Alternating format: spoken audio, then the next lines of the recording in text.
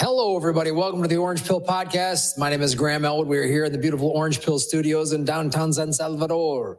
I know you might be like, it's at a different time.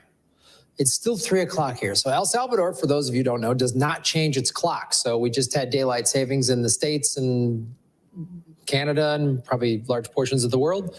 So when that happens, El Salvador goes from the central time zone to the mountain time zone. But we still do the show every day, 3 o'clock Salvadorian time. It just means it's different for everybody else. So I'm sorry if that's confusing a little bit. So now the show is at 2 o'clock Pacific and 5 o'clock Eastern. So thank you to everybody who's watching. Like, share, subscribe. Go to, and join us. You can do super chats, which support our show, which is really cool. Some questions. When's 100K? When's $750,000? I think 100K is very, very close. I think we'll get to 100K probably by the summer, if not sooner. I mean, it's March now. I think by June we'll probably be, I mean, the halving is in April at some point. I think the halving, I was checking online, they, you know, it's based on when all the blocks and all that stuff happen. So it looks like it might actually happen around probably April 20th, they're estimating. It's hard to say. It could happen before or after that. There's a lot of parties here in El Salvador the week of April 2nd through the 9th, which is cool.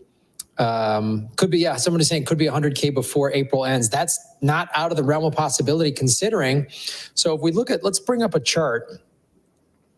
Let's just bring up, I'll just bring up CoinDesk or one of these charts like this. So let's just bring up a chart. Hold on.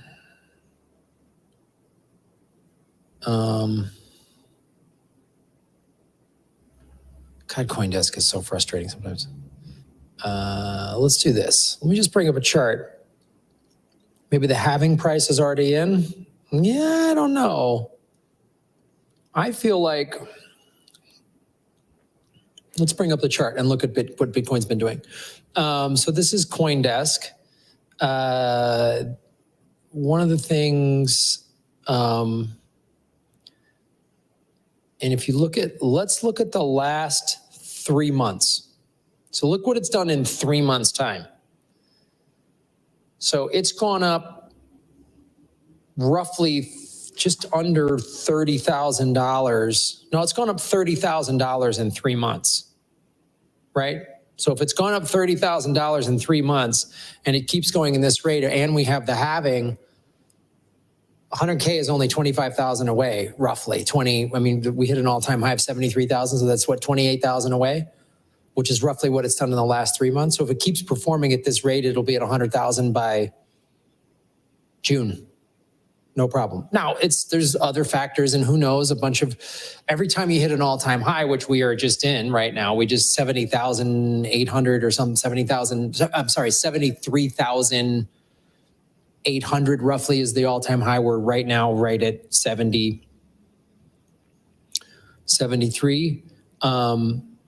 So the thing you gotta remember is every time you hit an all-time high, that means every single Bitcoin holder is in a profit.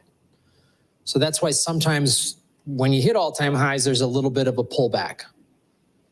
Because this means now, especially the people 3 years ago that bought in at 65, the last all-time high was, 3 years ago was 69,000. So anybody that bought in that price range, let's say 65 to 69,000, some of those people are going to go, I'm going to just take my profits and get out of here. I don't personally recommend that strategy, but that's what you just have to understand whenever there is a all-time high. So we're at an all-time high again. So that means if you bought at 69,000, you're in a $4,000 per coin profit. Some people might want to realize those profits, which means so when we got to 65,000 or 69,000 the last time, which a couple weeks ago, remember there was a big whale that some whale sold like 10,000 coins or something crazy like that. So that could happen again. But I think it's just going to keep going up because more spot ETFs keep getting approved. So if you read this story right here, how in 7 weeks Bitcoin ETFs reached inflows that took gold ETFs 3 years. So that right there. Now, we've talked about it before in the show. Max has talked about that, how Bitcoin will probably overtake gold. So it took gold, when the gold ETFs came in, it took them 3 years to get to this amount of money coming in. And it's done this in 7 weeks in Bitcoin. What does that tell you? So we've explained, like Max has explained on this show, there's $400 trillion in total global assets, right? You add up all of the global assets, right? That's everything. Everybody's bank savings account, gold, investment portfolio, stocks, to pensions, all that, real estate, gold, all of it. You add all of it up, it's $400 trillion. Currently, Bitcoin is 1.4 trillion. I mean, a month or two ago, it was 1.3 trillion. So, and gold is $14 trillion. And the price of gold has been, there's not a lot of people pouring more money into gold. So what if people pull their money out of gold and put it into Bitcoin? That's a 14x, right? From the price we're at now, which puts us at just under $1 million a coin, which is why $1 million a coin is not outlandish. If people start, but even before we get into the $1 million a coin, let's just talk about if Bitcoin just starts to have 1% of global assets are in Bitcoin, which would be $4 trillion. So we would go from 1.4 trillion in global assets to 4 trillion. That's roughly a 3x, right? So if we took 73,000 times 3, that puts us at 220, right?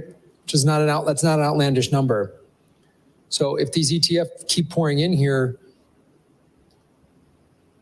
then if the ETFs keep pouring in here, getting to a 1% of global assets is not crazy. That's not crazy. So Eric Bauhaus of Bloomberg Intelligence explains why spot ETFs have made trade five at the sheet of 50. Okay, let's listen what this guy says.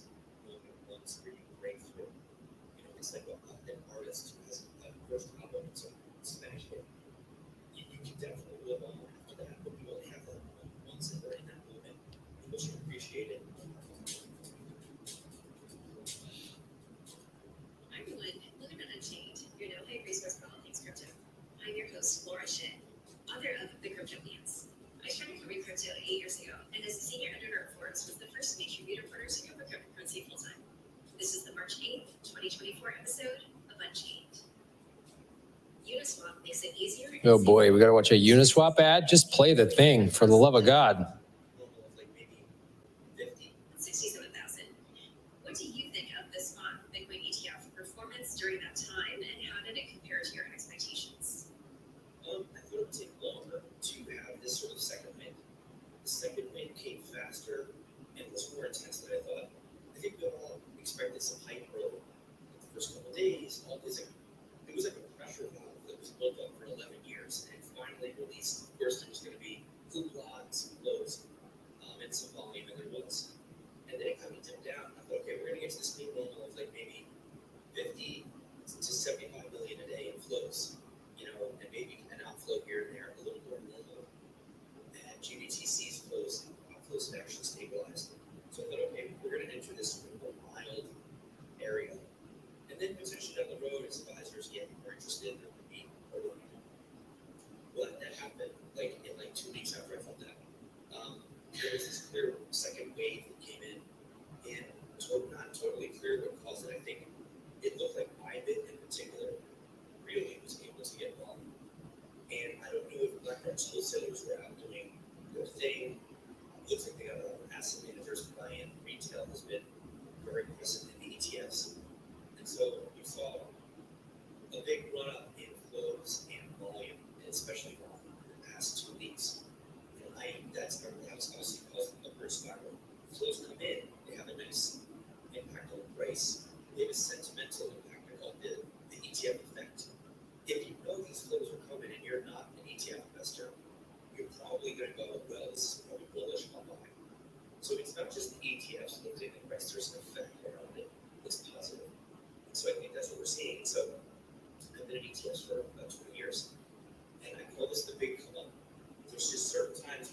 Can't hear them. has its moment where it just rises up. Okay, sorry about that, guys. You couldn't hear them. Let me see if I can fix that. If I can make it so you can hear them. Sorry for taking so long to realize that. Let's go. Let's try it here. Thanks for putting that in the chat.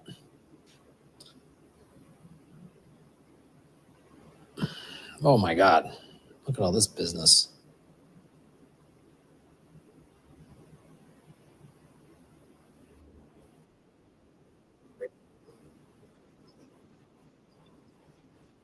Now can you hear it? God.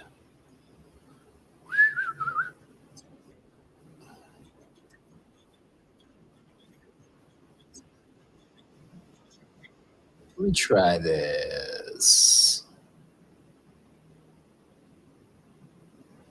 Let's try this real quick. There, now can you hear it? Hi, everyone. Welcome to Unchained, your no-hype resource for all things crypto. I'm your Like the first couple days, all it's like community. Today's guest is Eric Balchunas, Senior ETF Analyst at Bloomberg Intelligence. Still Welcome, can't Eric. hear it? great to be here. How are you? Good. It's an exciting week for Bitcoin. Monday will mark 2 months since the start of trading for the spot Bitcoin ETFs.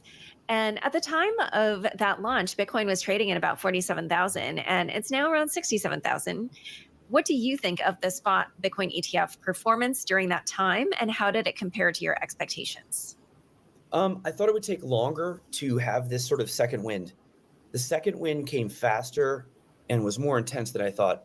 I think we all expected some hype early, like the first couple days.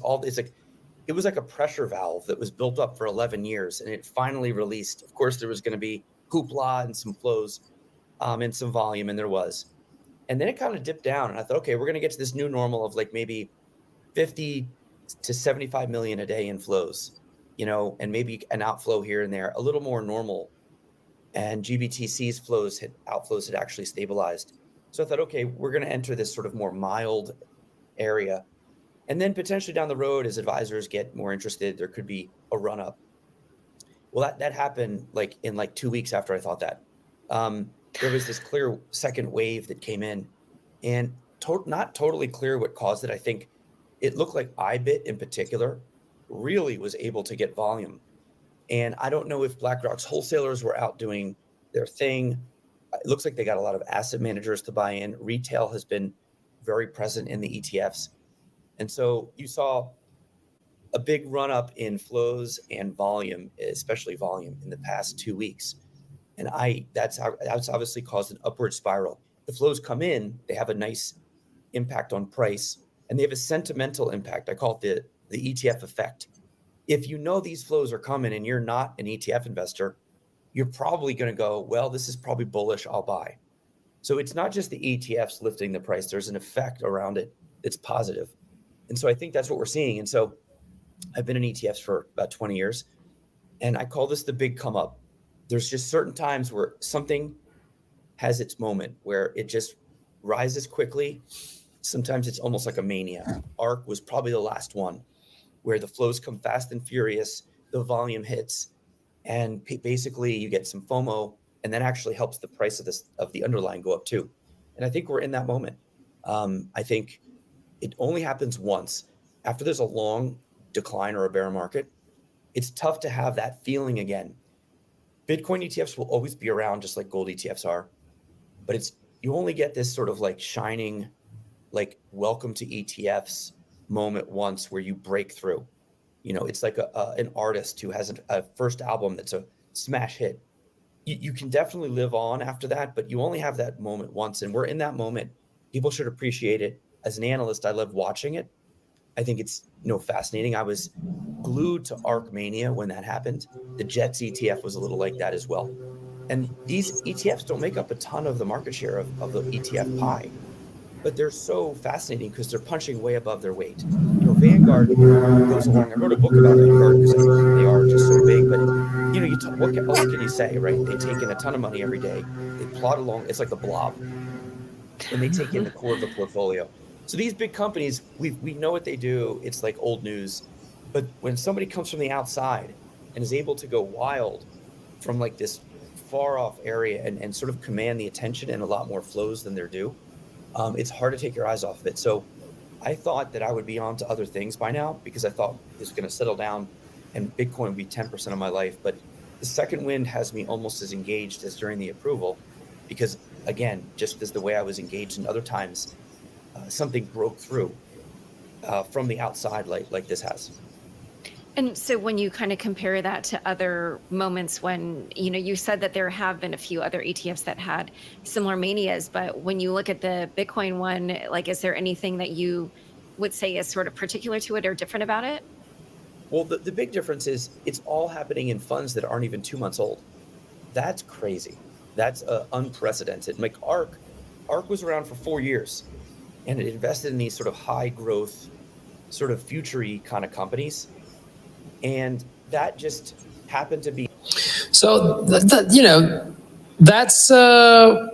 one of the reasons why we're having such a big, we're not going to go into the whole interview, but you see how important this is, why people were like, boy, the Bitcoin ETF is going to be a big deal. But what is happening is it's happening much quicker than the gold one and the inflows. He thought this would be like, oh, we'd get a little spike from because we were, as she said, we were at 47,000 right when the ETFs launched, when they started.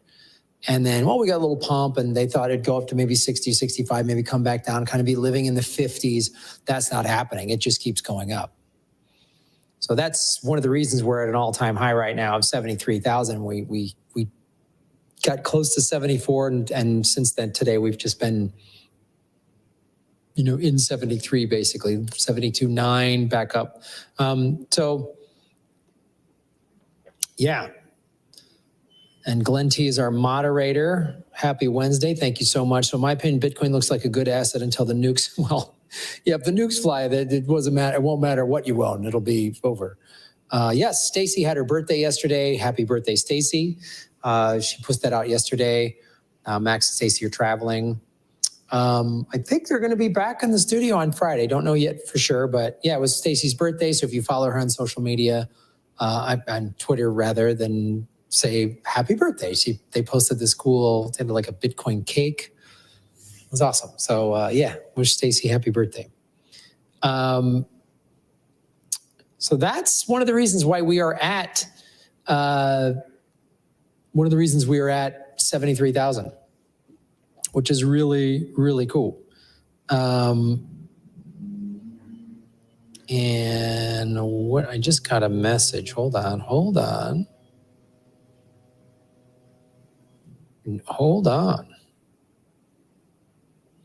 Oh, and Francesco Barbati, who's a big Bitcoiner. We're going to have him on the show eventually. I think he just had another baby. So congratulations, Francesco. He just had a baby. He's a Bitcoiner here. So, yeah, try taking $50,000 in cash or gold across the international border and see what happens. Absolutely. Absolutely. So let's go into, this is another thing that Stacy retweeted this, I think yesterday. That is really, so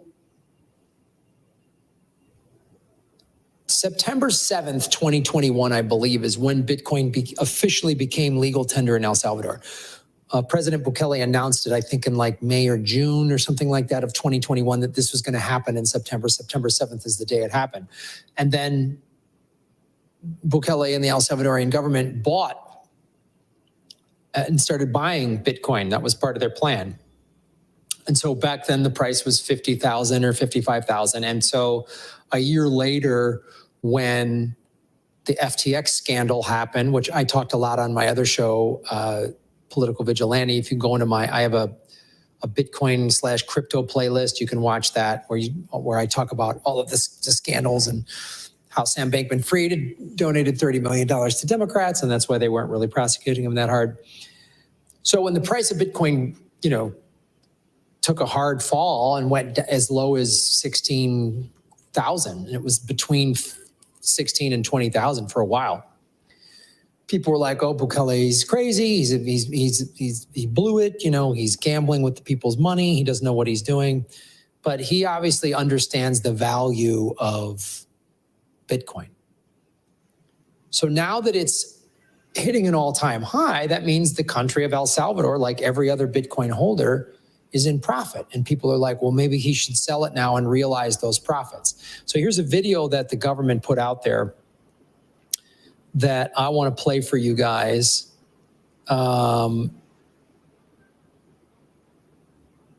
Because, and Stacy retweeted this yesterday. So this is the video right here. Let me just get this queued up. Let me get this. It's a really cool video that was put out by the El Salvadorian government. It's in Spanish with English subtitles. So, are we all having girlfriends now? I don't know what that means.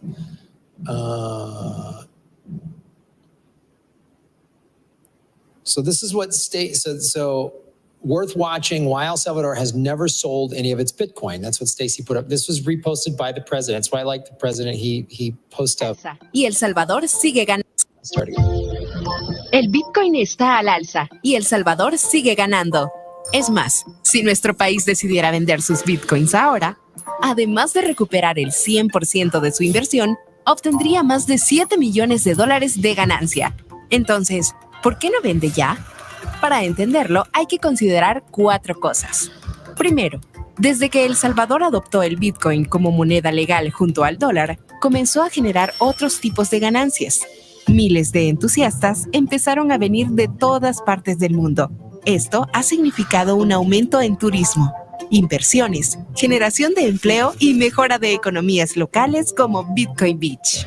Segundo, aunque la adopción aún es temprana, millones de salvadoreños ya han usado el dinero del futuro y cientos de miles aún lo hacen. Se bancarizó a un porcentaje de la población que no lo estaba y también se ha logrado que miles de salvadoreños ahorren decenas de millones de dólares en comisiones por enviar remesas. Tercero, el gobierno de El Salvador compró bitcoins, que ahora valen $7 millones más de lo que costaron cuando fueron adquiridos. Cuarto, con la minería de bitcoins, el gobierno genera ingresos adicionales al usar excedentes de energía geotérmica de los volcanes, que de otra forma se desperdiciaría. Ahora, en lugar de desperdiciarla, esa energía se usa como recurso para aumentar nuestra reserva nacional del activo digital de mayor valor en el mundo. Sin embargo, en todo este tiempo, los grandes medios internacionales y algunos medios locales han publicado miles de notas tendenciosas y negativas sobre la adopción del Bitcoin y sobre nuestro país, especialmente cada vez que el precio baja. Pero ahora que está al alza, todos se han quedado callados. Algunos hasta llegaron a decir que El Salvador caería en default por invertir en Bitcoin, es decir, que no tendría capacidad para pagar sus deudas, cuando evidentemente la realidad es todo lo contrario. Entonces, ¿por qué no vender ahora y obtener las ganancias logradas en dólares de los Estados Unidos? La respuesta es simple. La estrategia de El Salvador es a largo plazo. El interés por adquirir bitcoins no es venderlos a mejor precio, sino tener una garantía dentro de un futuro económico mundial incierto, donde reina la inflación, la devaluación y la impresión de monedas sin respaldo, y como ha sido desde hace unos años, también sin límites. Así El Salvador está cada vez más preparado para enfrentar una crisis económica mundial.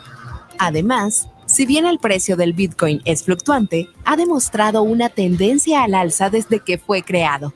Su valor ha aumentado 1.400 millones % desde su primera transacción, cuando se adquirieron 2 pizzas por 10,000 bitcoins. Esto quiere decir que incluso bajo el análisis tradicional de su valor en dólares, mientras más tiempo se retenga, mayor será su valor a largo plazo. A diferencia de los expertos que tanto criticaron esta decisión, el gobierno salvadoreño no piensa en pequeño, sino que tiene una estrategia a largo plazo. Una estrategia integral que va más allá de una ganancia de trading. Y lo está demostrando, ahora que nuestro país no vende al alza. Okay, so you can see there, I thought that explained it pretty well, why they're not selling. Because the main thing, and this is, this is the thing about Bitcoin, and this is the thing that Bukele and El Salvador understands, is it's a stay against inflation, right? So even though the price of Bitcoin fluctuates, and people say, oh, I've lost this, I bought Bitcoin at this price, but I've lost this much money. It's only a loss if you sell it, right? So if you bought Bitcoin at 65,000 3 years ago, you didn't lose money unless you sold it below that price. So that's why holding on to it makes sense. And what Bukele is doing, which the United States doesn't think in these terms, he's thinking long-term for the financial well-being and financial sovereignty of his nation. What he is doing is ensuring that Salvadorians will, long after he's gone, are going to be, 10, 20 years from now, this country is going to be one of the wealthiest countries in the world. The citizens are going to be very wealthy. They're just going to, even if you just own a little bit of Bitcoin, you're going to be very wealthy. So it shows that the long-term strategy is the smart play, and the short-term price fluctuations will create hysteria. And again, all these people that were so critical of him when the price of Bitcoin dropped 19, it was like he was nuts. He gambled people's money. I don't see any of these media outlets going, wow, we were wrong. Now El Salvador they're in $7 million of profit. That's a lot of money to a country like this that the gross GDP is about 28 billion. So, and it also showed that making Bitcoin legal tender is saving Salvadorians a lot of money, because, as you know, there's roughly 3 million Salvadorians living abroad in other countries, mainly in the United States and Canada, and they send money home. And before Bitcoin, it would cost a lot of money to send money to using, Western Union or whatever. Now you're doing it, you can send large chunks of money for very small amounts in fees. So that's how it's working. And again, all these critics talking all this, they're aware, it's deafening. I put a tweet out there. I said, the silence from your critics, Mr. President Bukele, it's deafening. It's like, they have nothing to say now. They have nothing to say because they can't. This is the thing. You can't change Bitcoin. Bitcoin changes you. And the evidence is there. You can't argue this evidence. There were some good questions in the chat I saw. First, I saw a question: how do I put an inherited IRA into Swan Bitcoin IRA? Thank you, Graham. That's a great question. So, full disclosure, Swan Bitcoin is one of our sponsors here. I use Swan; they're great. So, if you go to swanbitcoin.com/orange pill, you can get $10 for. If you enroll, you get a free $10 in Bitcoin. So, what you can do, that's called a rollover, an IRA. You can, if you have a traditional, like US dollar IRA, you can roll it over into a Bitcoin IRA at a company like Swan. So if you go to swanbitcoin.com website, it shows you how to do that. You can open up an IRA and just contribute US dollars in it, and you're buying Bitcoin with it, or you can I did this last summer. So I had an IRA that was in US dollars, and I converted it to a Bitcoin IRA, right? So glad I did that, because last summer Bitcoin's price was like 25, 20, something like 30 grand maybe. Now it's at 70. So my IRA has already gone up. So if you go to their website, it shows you how to do that. It's called, I believe, a rollover. You're taking an IRA and rolling it over into another one, which is this you can do with. Rollover is a term that you can do with you can roll it over a US dollar IRA from one bank to another one. So you'd be rolling it over from US dollars, rolling it over into Bitcoin. So if you go to their website, it's explained quite well. Dingleberry shitcoin, yes. Where's the best place to purchase Bitcoin? Again, I would, Coinbase, I'm not really a fan of them. They can be shut down. But a couple of weeks ago when the hit the last all-time high of 69,000, a couple of weeks ago, it froze up. Coinbase, I think, is one of the bad actors in the space. I mean, it's simple to use, and I guess you could make an argument that they sort of are okay for adoption, but I wouldn't use them. I'd use Swan Bitcoin. Swan isn't even an exchange. All they do is sell Bitcoin. And Swan shows you how to do self-custody, which that's a cold wallet, which somebody asked that question. We're going to get into that in a second. Also, I have another question. What software do I need to decentralize my Bitcoin? So that's where you would need a cold wallet. So if you keep your Bitcoin on an exchange or a hot wallet that's on your phone, that's susceptible to potentially getting hacked or stolen or whatever. So a cold wallet is basically like, there's these various companies that make them. Trezor makes them. There's a bunch of different companies that make them. Where it's like a thumb drive in essence, and you're keeping it on that cold wallet. And the cold wallet, they're not physically living there. Your Bitcoin lives on the blockchain, and that wallet is like a key that gets you access to it. So you keep it on the cold wallet, and then you keep that in a very safe place. So they'll give you a 12 to 24 word seed phrase. Those words are your keys basically to it. So those are more important than the actual device. And so you keep that cold wallet in like a safety deposit box or a safe or something like that. Now, some people don't even want to put it in a safety deposit box because they don't trust the central banks. I would put it in some type of fire safe or something. Now, and I would separate the words from the cold wallet because the words are more important. And here's why. So let's say you put all your Bitcoin we'll just use Trezor as an example. That's what I use. They're not a sponsor, but that's one of the wallets I use. So you put it on a Trezor wallet. Ledger seemed like a decent wallet, but then it came out that they had some backdoor stuff that made it a little sketchy for me personally. But so let's say you have your Bitcoin on a cold wallet, and you have your seed, your 12 to 24 words. Let's call it a 12-word phrase for now. You can get it up to 24 words, 12 or 24. The more words, the more safe it is. But you have your 12-word phrase. You keep those separately. And let's say your wallet gets destroyed somehow. There's a fire and your wallet gets burnt to the ground. But you still have your 12-word phrase. You can then buy another wallet and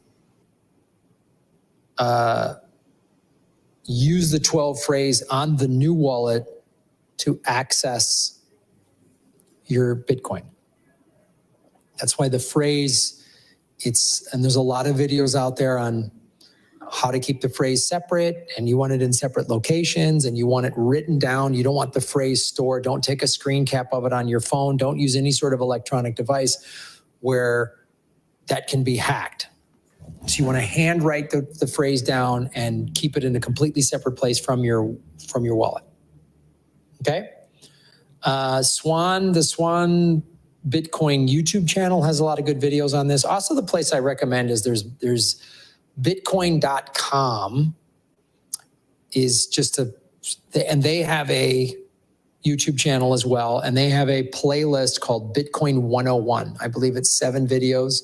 They're all about 3 minutes each, and they're very easy and straightforward to learn. And then I would just start doing more research on what are the best cold wallets to buy. That's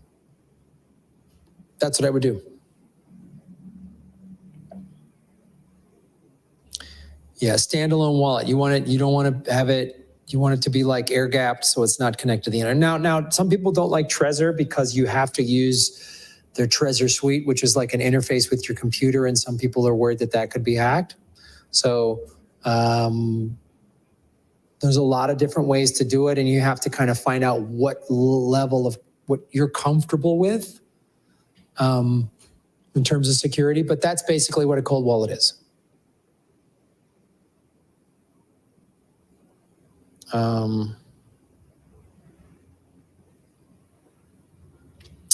Yes, somebody putting Coinbase is probably the more mainstream way, although for sure not the cheapest, and would move it to a cold wallet ASAP. Alternatively, there's Kraken. There's also Swan Bitcoin. Still should keep it in a cold wallet. If you want to keep, it depends on what your personal situation is. So on these other exchanges, you usually are linked to a bank account where you use fiat. So if you want to do dollar cost averaging, where you set it to buy a certain amount of Bitcoin every month, that's what I think is a smart play, because then you're not worried about the price fluctuations. You're just buying whatever you can afford, $50 a month, $100, whatever, $500 a month, and you're just buying it every month at the same time or every week, whatever you can afford. But when you buy it on these exchanges, then I would move it off of the exchanges, unless you need to keep a little on there to buy and sell or whatever. I don't know if you want to. I'm not a big advocate of day trading. But for instance, like I get paid from Rockfin for my other show, Political Vigilante. They pay me in their Ray token, and I immediately convert that to Bitcoin. So I need an exchange to do that. But when I just buy Bitcoin outright, I buy it typically on like Swan or something like that.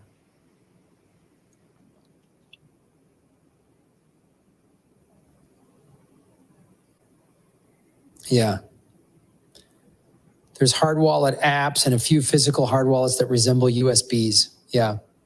So also, if you can, the interview we did with Ronnie a couple weeks ago last week from the Bitcoin hardware store, which is an actual brick and mortar location here in El Zonte in El Salvador.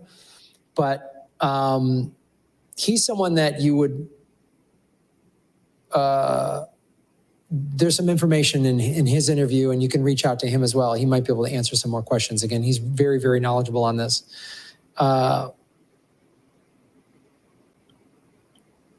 Yeah, store the keys somewhere really safe. No one else should see those keys. Yeah, that's the case. The keys are the words.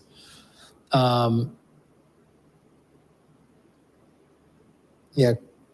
So also crypto.com has a debit card. But I mean, I would take the bulk of your Bitcoin, buy it, put it on cold wallet. And if you're in a situation where you're buying stuff with Bitcoin, I would even then get it off an exchange and use some if you can use Lightning, which is faster and cheaper, use a Lightning wallet like Phoenix or Aqua or Wallet of Satoshi. How easy would it be for government to outlaw Bitcoin and seize everyone's Bitcoins to fund more war and more corruption and more one-sided propaganda for electioneering purposes, for et cetera? Oh, that's a great question, Dave. So this is, again, why you want to keep your Bitcoin on a cold wallet. Think of it this way. Keeping your Bitcoin on an exchange is like keeping your money in the bank. That can be seized. That can be susceptible to corruption. So when the FTX thing happened, they were doing what traditional banks did. They were gambling. They were saying, oh, store your Bitcoin with us at FTX and we'll give you interest rates. And then they were gambling with way more Bitcoin than they had possession of. And that's why people lost their money, right? Just like the regular banks do. The banks say, oh, yeah, and if you say, oh, I've got $10,000 in US dollars at a traditional bank, let's just pick Bank of America. The government can seize that. There can be a run on the banks. This is what happened. There was a run on these other exchanges, like BlockFi was doing business with FTX, and some of these other crypto exchanges. People went, oh, and they all tried to pull their Bitcoin off the crypto off at the same time, and the exchanges didn't have it. So they were just gambling the way regular fiat banks gamble. So this is why you buy Bitcoin and you put it on a cold wallet, because the government can't seize your cold wallet. They can't do it. I mean, I guess they could send cops to your house and bang down the door. But again, if you have your 12-word phrase separate and hidden, they can't get it, right? So yes, it would be easy for the government to seize your bank accounts like they did in Canada. I know a lot of Canadian Bitcoiners that are here in El Salvador. That's one of the reasons they became Bitcoiners, when they saw the Canadian government seize people's bank accounts. So again, the exchanges, don't keep your Bitcoin on exchanges for long if you don't have to. When you have it on in a cold wallet, the government can outlaw saying you can't use Bitcoin. China has outlawed Bitcoin something like 10 times. It doesn't work because the Chinese citizens work around it.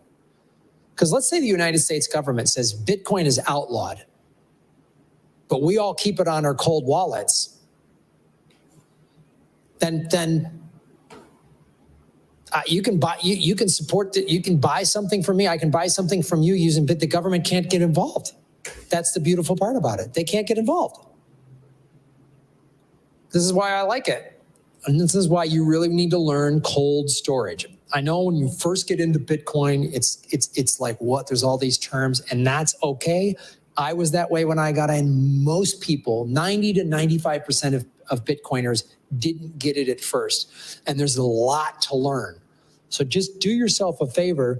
And this is what I did. I made a commitment like 4 years. When the pandemic hit, I was like, I kind of understood Bitcoin. I kind of got crypto, and then I didn't. But I was like, I'm going to watch at least 1 or 2 videos a day, 5-10 minute videos on this. So you're doing the right thing. You're here. You're at the Orange Pill podcast. So, but this is why I love it. The government can't seize it. The government can't, they can outlaw it and say you can't use it, but who can stop you? If you have a wallet and I have a wallet, who can stop you? Hope that answered your question. Hello, John to Emily Transition Vlog. Thank you for being in the chat. Free Julian Assange, absolutely. Breeze is a good app and it supports, uses Lightning. Yeah. Is Bitcoin Core app a good place to make a cold wallet as long as it's stored offline? You know, I don't, Free Assange, I love your handle, by the way. I don't know much about the Bitcoin Core app, so I can't comment on it. I can just comment in general. Yeah. That's why I'm just a big advocate of a physical cold wallet. But I hope this helped. I can't speak to that specific company because I don't know it. All right. This is great. 387 people watching. Boom. So that's what this show's about. We want to educate and entertain. But these are great. These are great questions. These are great questions.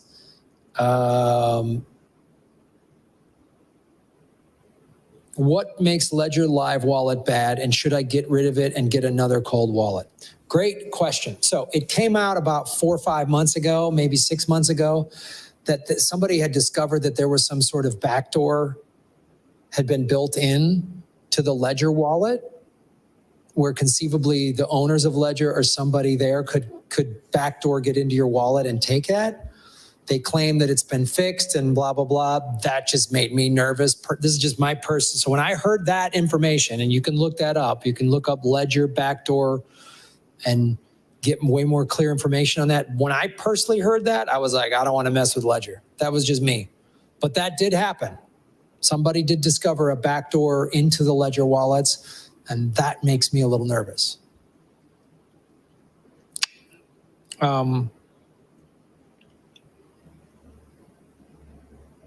I only use wallet-to-wallet tools. A friend made a bot for help the people that, what is this?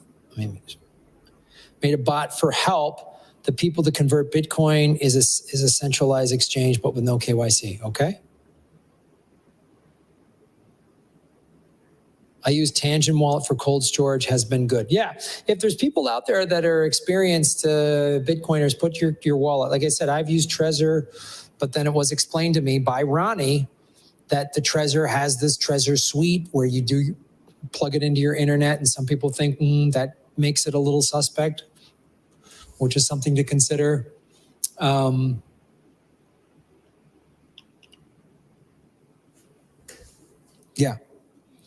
So that's something to consider. Let's go to this next segment. Anti-Bitcoin senator indicted.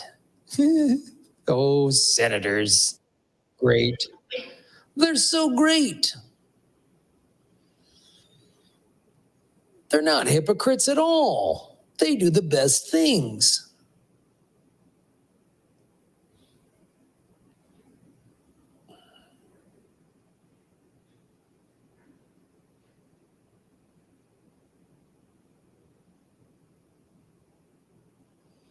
Let me get this queued up.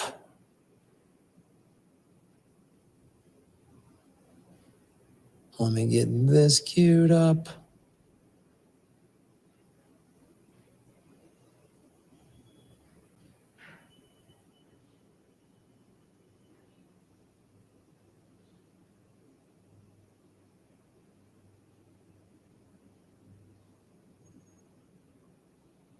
Hold on, I'm looking for the clarity of this stock, or this, well, I guess not. Okay.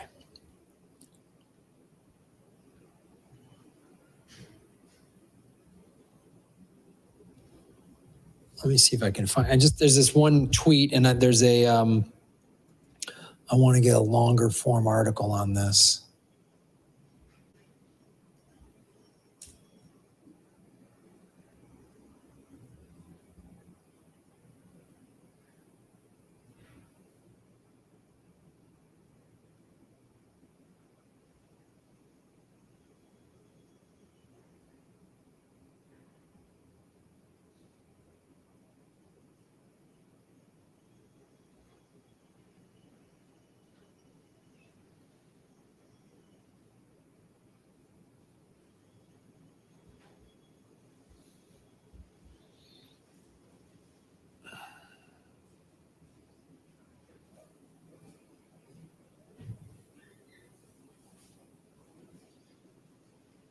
Wow.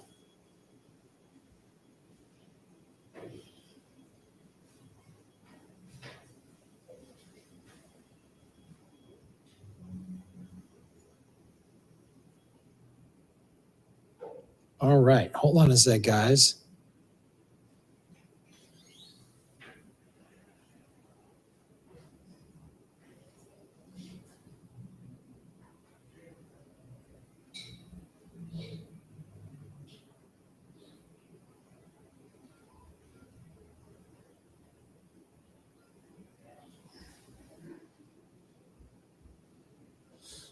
All right.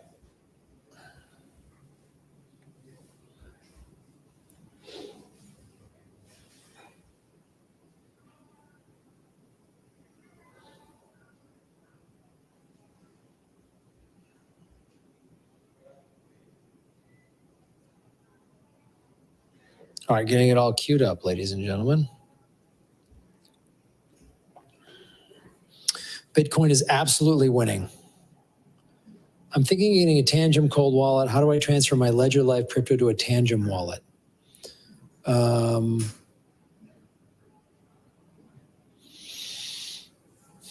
That's a great question. I've never done like a wallet to wallet. I've always gone from like an exchange to a wallet. I would look that up on YouTube. I would put this in and look and watch how to do that on YouTube, where you're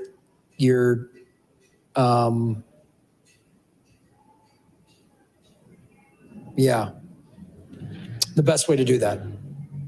You could potentially just use your new wallet and use your recovery phrase to then just get everything. That's one way to do it. But I'd watch a YouTube video on that.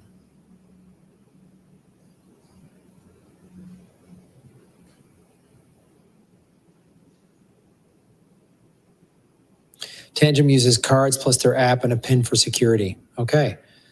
With the government voting to ban TikTok today, your information is very relevant. Any government of the moment can run amok for whatever reasons and seize and ban stuff on a whim. Again, Dave, this is one of the reasons I'm a Bitcoiner, is because I saw the government start seizing everything years ago. And I was like, they can just grab your house. They can, all the demonetization that I've had to deal with, the 2.5 years of being demonetized by YouTube, they just knocked me out financially. So I was like putting my Bitcoin on a cold wallet because I don't want them to come get it. They can't get it. So, all right. Let's do our final segment of the day.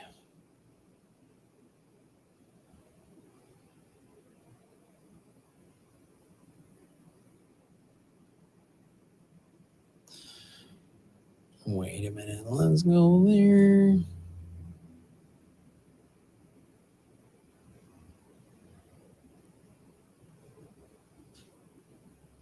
Wait a minute. No, we want to use this one. Hold on a sec, gang. Hold on, gang. Give me a quick second. There we go. Boom. Pow. All right, here we go.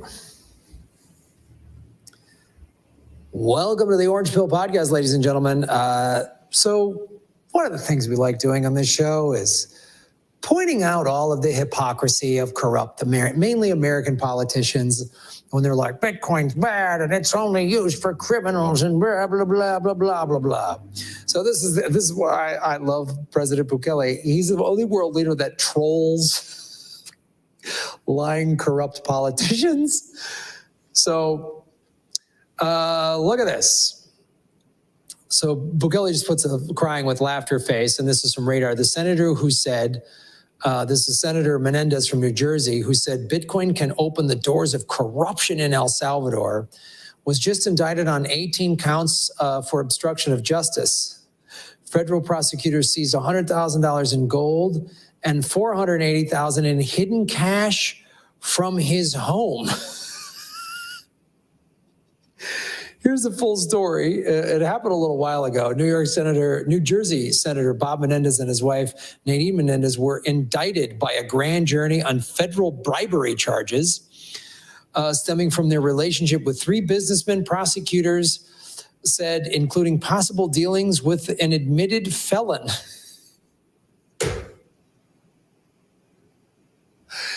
Oh, God.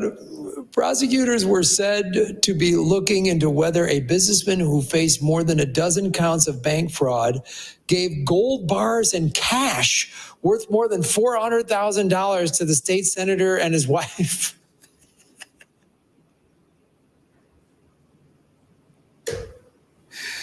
This I love this, like, Bitcoin's a scam. These guys are so corrupt. They're so corrupt. You want to look at even just legal corruption, the legal corruption of Congress and the Senate? Just look up the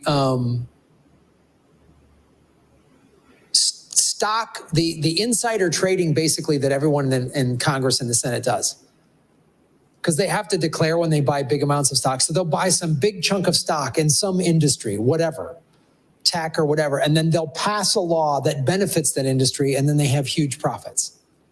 Republicans and Democrats do this all across the board. They're all corrupt. It's like, so then they have the audacity to say, Bitcoin's a scam, it's for criminals, and they're criminals.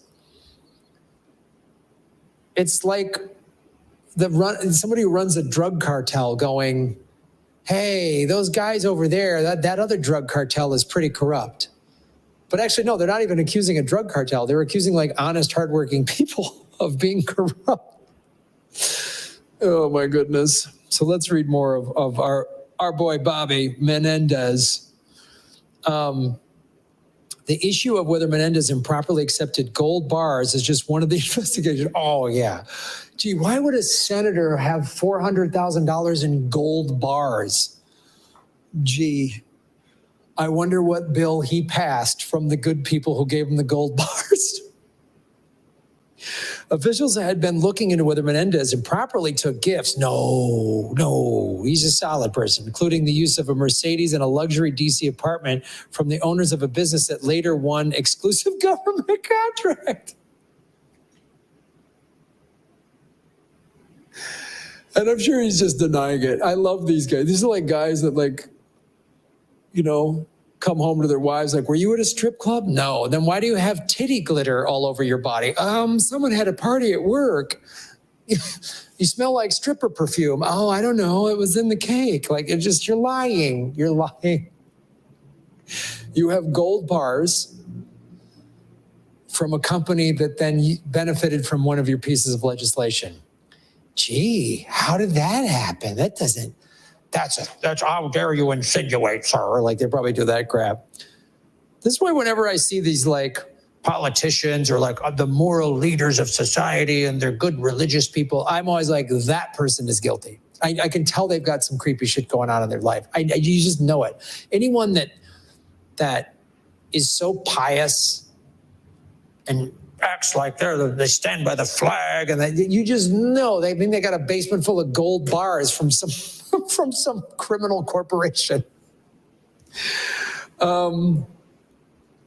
I'm glad him and his wife, I hope they both go to prison. Probably won't, because some of those gold bars might get into a judge's pocket. Some of those gold bars might make their way over into a judge's home, and then, we're going to give them a suspended sentence, and they get to go, they got to go play golf at a country club prison or whatever. A search of the couple's home turned up $100,000 in gold bars, $480,000 in hidden cash, said prosecutors. Yeah, why isn't that in a bank? If Bitcoin is for criminals, why do you have fiat dollars? You have US dollars hidden in your home. Shouldn't that be in your bank account and you pay taxes on it? Are you not wanting to pay your taxes? You don't have to pay taxes when you've got $500,000 in gold and cash hidden in your mansion. The prosecutor said they announced charges against the powerful 16-year-old Democrat nearly 6 years after an earlier criminal case against him ended with a deadlocked jury.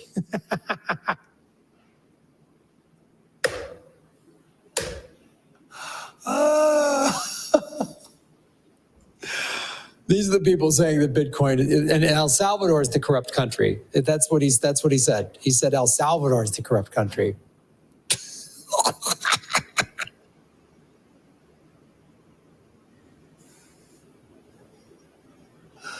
Oh, I love being lectured by a guy that's just got laundered money in his basement. Yeah, tell me, give me your lecture. Give me your lecture. It's like a Catholic priest lecturing people. Sorry. The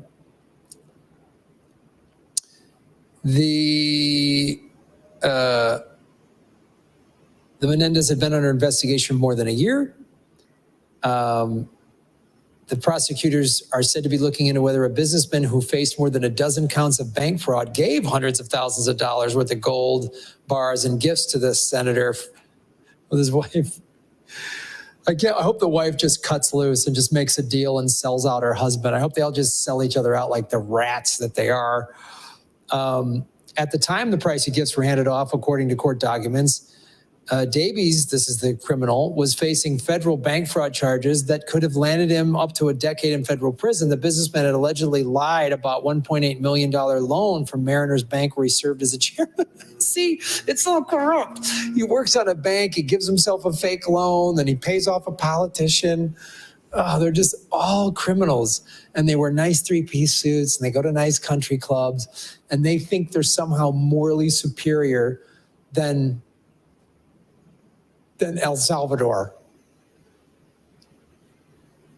Investigators with the FBI and IRS criminal investigation were looking into whether Menendez offered to contact the Justice Department to try to help Davies.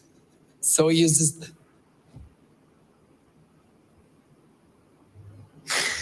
So now he's trying to use his position as a senator. That's obstruction of justice. I'm not a lawyer, but it sounds like obstruction of justice to me. New Jersey developer and one-time bank chairman. Oh, developer and bank chairman? That is worse than drug dealer.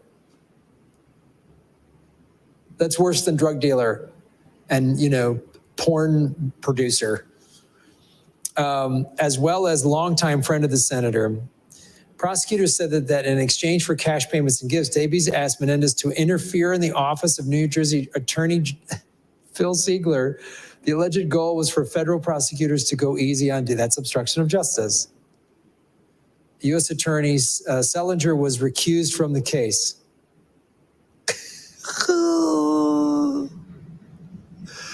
Oh boy. Gotta love the criminals in the United States fiat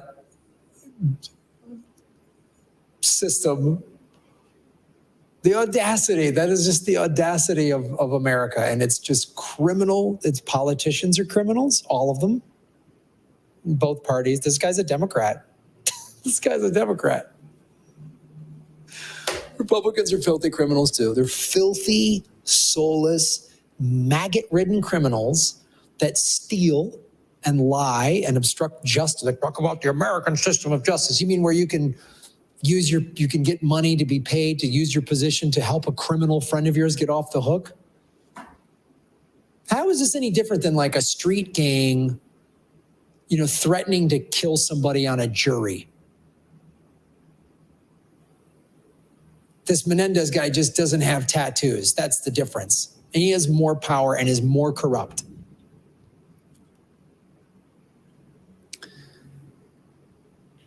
Those gold bars for the elected one are one of an infinite number of reasons I say no one is free until all voters are free. Yeah, to vote on everything the government wants to do. A real republic has democracy, which is all voters voting on everything the government wants. The biggest corruption is in Congress of the United States. It's an insult to compare street gangs to politicians. I'm sorry.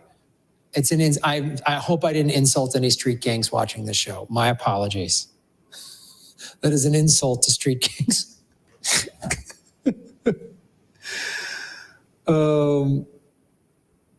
In the Bible, it says there will be one form of government and one currency. You think Bitcoin could be a part of the Antichrist plan? No. No, I think Bitcoin is God's money. No. CBDCs? That sounds like the Antichrist money. Because here's the thing. It's a great question. Central banking digital currency, CBDCs. Now, this goes back to the earlier question about the government being able to seize your money. If you have Bitcoin on a cold wallet, the government can't seize your money. It's the people's money. Anyone can own it, right? They're going to try to push us into a CBDC. That could happen. I think now that it looks like after last night, it looks like that because of the primaries, it's going to be Trump versus Biden again, which there was a poll in the Hill last year that said roughly 60% of Americans said if it's Trump versus Biden again, they're voting third party. So they're pushing these two old, corrupt, creepy,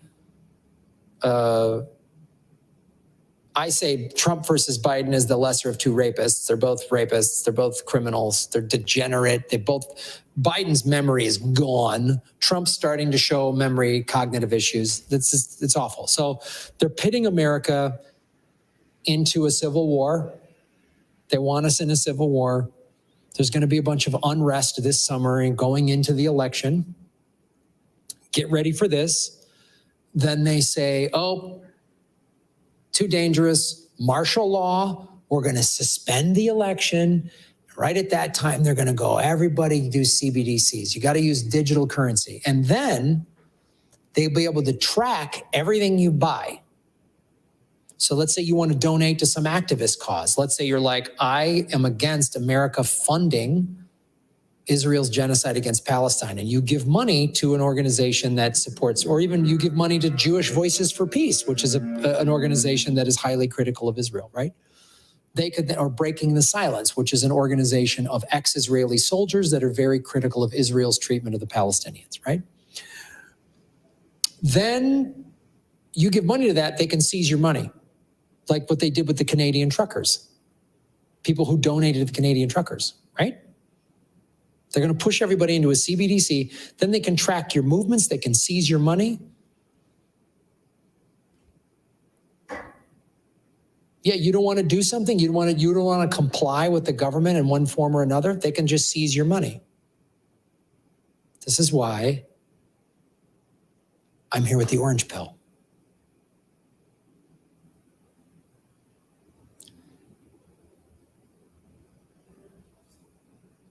So.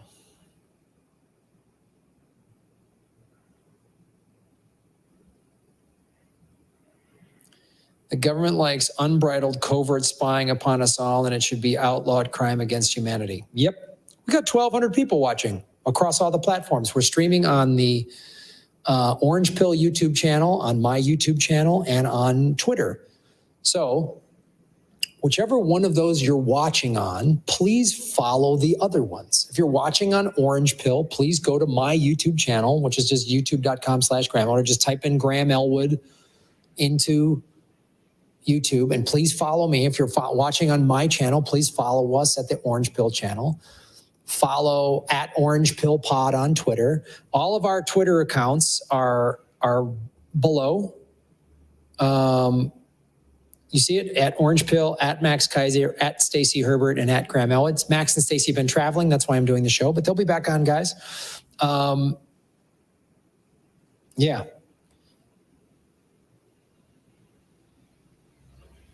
You think we'll have a correction in April when the halving happens? I don't know. I think the halving overall going to bump the number. Is there going to be little pullbacks and correct? Here, you know, I always say Bitcoin is always going up. Will there be little pullbacks and corrections? Absolutely. But that's why you just buy Bitcoin, put it on a cold wallet, and sit tight. Bitcoin could go to 80,000 and then pull back to 60 or whatever. It could happen, but then you buy it when it's on sale. I bought Bitcoin when it was at 19,000, when it was at 20, when it was at 25. So don't worry about the pullbacks. Don't worry about short term.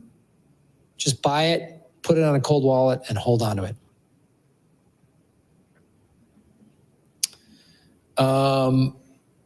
This is awesome. We got 1,300 people watching. This is great. We're having great numbers of people watching. So this is really, really cool. Let me see.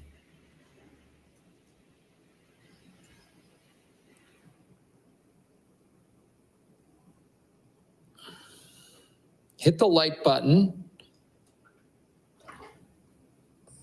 No matter what platform you're watching.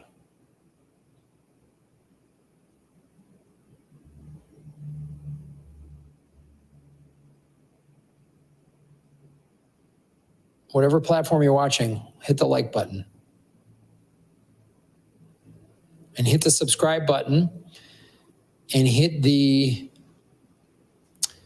bell notification button.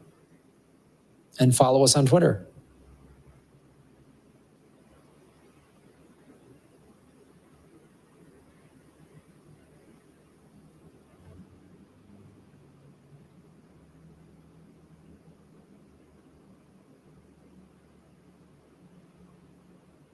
Yeah, Bitcoin, you got to understand the difference between Bitcoin and CBDCs. Bitcoin, they can't track it. Central banking digital currency, they can track. It's not, Bitcoin is decentralized. CBDCs are centralized. It's in the title.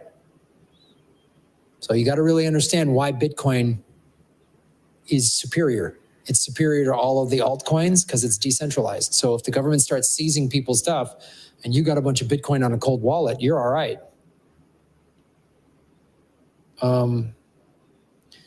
My grandma holds Bitcoin. She's been dollar cost averaging since 2020, and she told me she wants to sell to buy a boat. I said, no, one day you can sell it and buy a boat. Just hodl. Yeah, keep hodling.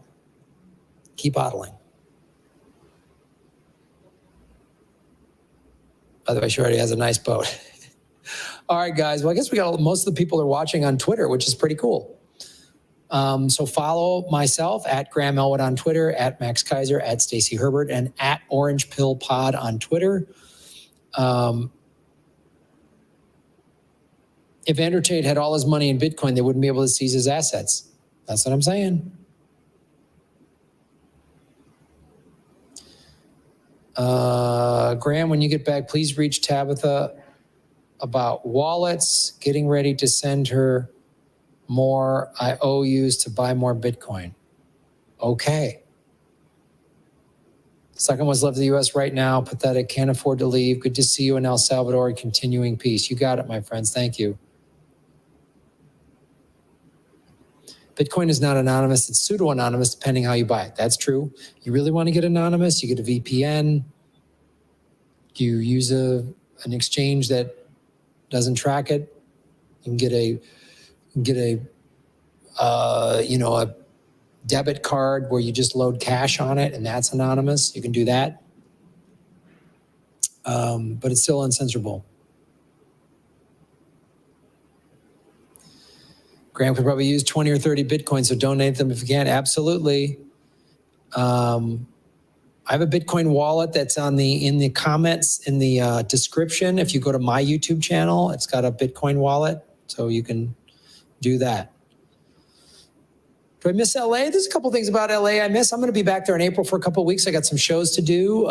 It's baseball. I like watching baseball. The Cubbies are playing the San Diego Padres second week of April, so I might go see that. I got a lot of really good friends in LA, and it'd be nice to see them. But there's a really cool Bitcoin community here that's building, and I really like it. Like a friend of mine, Bob Gillespie, who was on the show last week, is a longtime friend of mine who lives in Chicago, and he came down here and he rented a nice house and he got a nice Airbnb, and we had a dinner party for some Bitcoiners, which was really cool. And we all got to meet and hang out. And like once a week, I go to like a Bitcoin meetup or someone will have a dinner party or and I'm the Bitcoin community because we're all expats. So we're all coming down here without knowing a lot of people, which is kind of cool. It's kind of like when you went to college, and you didn't know a lot of people and you're all just like, yeah, we're all going to be friends. We're all going to hang out. So it's a really cool community of people, and the conversations are really interesting and the people are really smart. And I'm several of us a week ago went hiking on some Mayan ruins, and we went to Santa Ana and went to this Catholic church, and it's really cool. Really cool.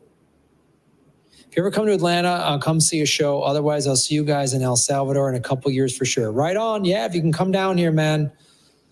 Come down to Bitcoin country. It's awesome. It's great down here. I mean, it's really cool. And the thing is there's hope. There's hope in the air. Everyone's kind of hopeful and excited, and you see cool stuff happening, and that's why I'm here. That's why it's exciting. And we're working on, maybe there's going to be a Bitcoin comedy tour. Might be some fun stuff happening. All right, that's our show, everybody. Thanks for watching. We'll be live again on this Friday at 4 o'clock Eastern. No, sorry, said that wrong. I forget the time thing. It messes me up. 5 o'clock Eastern on Friday, 2 o'clock Pacific. So this Friday, we will be doing Orange Pill again. And of course, tomorrow I'll be doing my Political Vigilante podcast. So check that out. Go to grahamelwood.com, like, share, subscribe, follow me. All those are free ways to support the show. I have a Patreon for bonus content and all that stuff. So check all that out. A Bitcoin life is a good life. Absolutely. It's awesome. Thank you guys so much for watching, and we will see you on Friday. Remember, be nice, be kind, stack sats, shave your knuckles for justice. Boom.